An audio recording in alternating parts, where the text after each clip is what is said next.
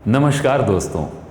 आज मैं आपको सुनाने जा रहा हूं हिंदू पौराणिक कथाओं की सबसे अद्भुत और विशाल घटनाओं में से एक ऐसी घटना जिसमें देवता और असुर दोनों ने मिलकर काम किया।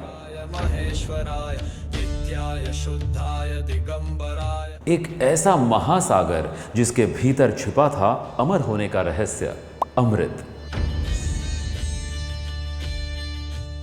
और उस अमृत को पाने के लिए किया गया इतिहास का सबसे महान प्रयास। इस घटना को कहा जाता है समुद्र मंथन। नागेंद्रहाराय त्रिलोचनाय भस्मांगरागाय महेश्वराय। लेकिन सवाल यह है कि आखिर समुद्र मंथन हुआ क्यों? देवताओं और असुरों को मिलकर यह काम क्यों करना पड़ा? आज इस वीडियो में हम जानेंगे समुद्र मंथन की पूरी कथा विस्तार से।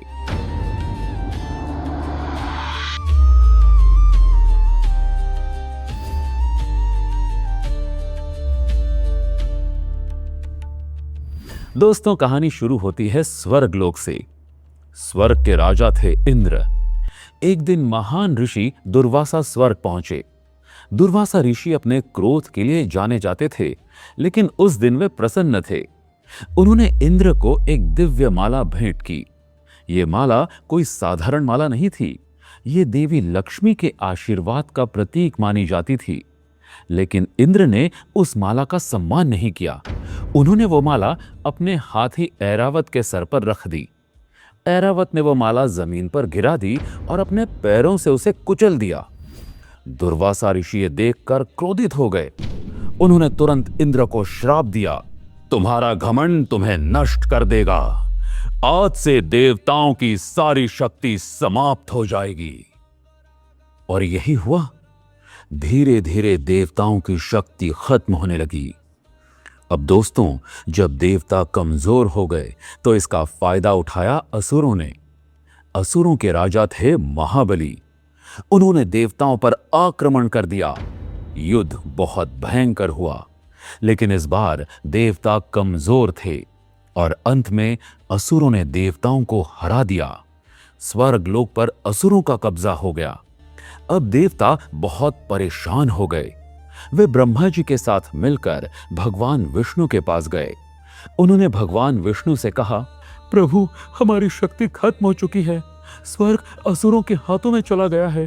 अब आप ही कुछ कीजिए, हमें बचाइए। भगवान विष्णु ने उन्हें एक उपाय बताया। उन्होंने कहा, यदि तुम्हें अपनी शक्ति वापस चाहिए तो तुम्हें अमृत प्राप्त करना होगा। लेकिन अमृत कहां था? भगवान ने बताया, अमृत छिपा है क्षीर सागर में। लेकिन समस्या यह थी कि इतने विशाल महासागर को मथना देवताओं के लिए अकेले संभव नहीं था। तब भगवान विष्णु ने कहा, असुरों से संधि करो और मिलकर समुद्र मंथन करो।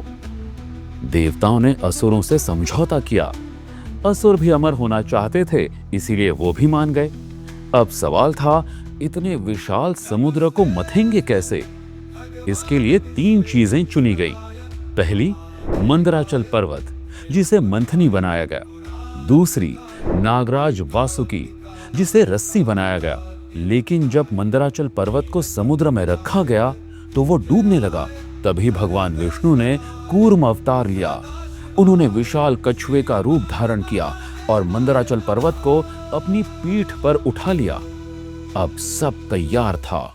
देवताओं ने वासुकी की पूंछ पकड़ी और असुरों ने उसका सिर। और फिर शुरू हुआ समुद्र मंथन। जैसे ही मंथन शुरू हुआ, सबसे पहले समुद्र से निकला भयानक विष। इस विष का नाम था हलाहल। यह इतना खतरनाक था कि पूरा ब्रह्मांड नष्ट हो सकता था। देवता और असुर दोनों डर गए। सभी भगवान शिव के पास गए। भगवान शिव ने सृष्टि को बचाने के लिए वो विष पी लिया, लेकिन देवी पार्वती ने उसे उनके गले में रोक दिया। इसी कारण शिव का गला नीला हो गया और वो कहलाए नीलकंठ। अब समुद्र मंथन जारी रहा।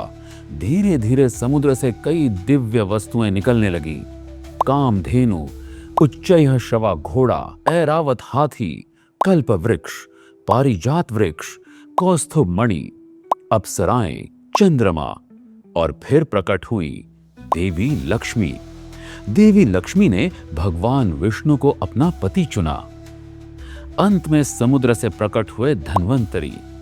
उनके हाथ में था अमृत का कलश। अमृत को देखकर असुरों ने तुरंत उसे छीन लिया। अब देवता और असुरों के बीच फिर से संघर्ष शुरू हो गया। तब भगवान विष्णु ने एक अद्भुत रूप धारण किया, मोहिनी।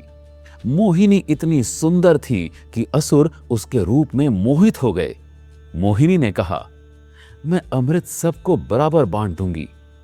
लेकिन उन्होंने चालाकी से अमृत केवल देवताओं को पिला दिया। लेकिन एक असुर देवताओं के बीच बैठ गया। उसका नाम था स्वरभानु। उसने अमृत पी लिया। सूर्य और चंद्रमा ने उसे पहचान लिया। भगवान विष्णु ने सुदर्शन चक्र से उसका सिर काट दिया। लेकिन अमृत पीने के कारण वो मर नहीं पाया। उसका सिर बना राहु और उसका शरीर बना केतु। तो दोस्तों, ये थी समुद्र मंथन की पूरी कथा। ये कहानी हमें सिखाती है, जीवन में जब हम अपने मन का मंथन करते हैं तो पहले विष निकलता है, लेकिन अगर हम धैर्य रखें तो अंत में अमृत मिलता है। अगर आपको ये कहानी पसंद आई तो वीडियो को लाइक करें, शेयर करें और चैनल को जरूर सब्सक्राइब करें। और कमेंट में जरूर बताएं अगली पौराणिक कथा आप किसकी सुनना चाहते हैं।